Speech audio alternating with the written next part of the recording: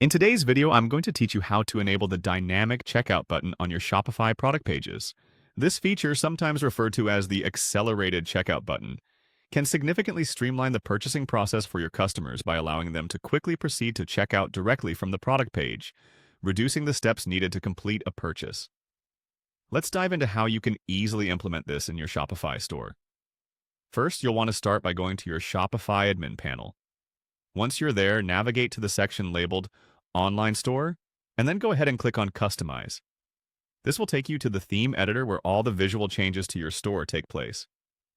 When you find yourself within the customization area, you'll be looking at your home page by default. What you need to do next is direct your attention to the left-hand side where you'll see a list of page types.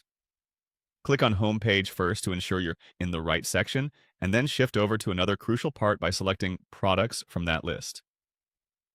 After clicking on Products, you might see different product templates if you've set these up. Select the one labeled Assign to two products. This will ensure that changes apply to specific products without affecting others indiscriminately. Now, within the Products editing area, look at the section where you can modify product elements. Here's where you want to be precise. Click on the segment labeled Product Information. This area contains all the details that your users see about your product, from descriptions to checkout options. Within this menu, you'll notice a subsection called Buy Buttons. This part is crucial because it's your entry point to enabling quick checkout options. When you've navigated to the Buy Buttons segment, you're almost there. Look closely, and you'll find an option for dynamic checkout buttons. Click on this to activate it.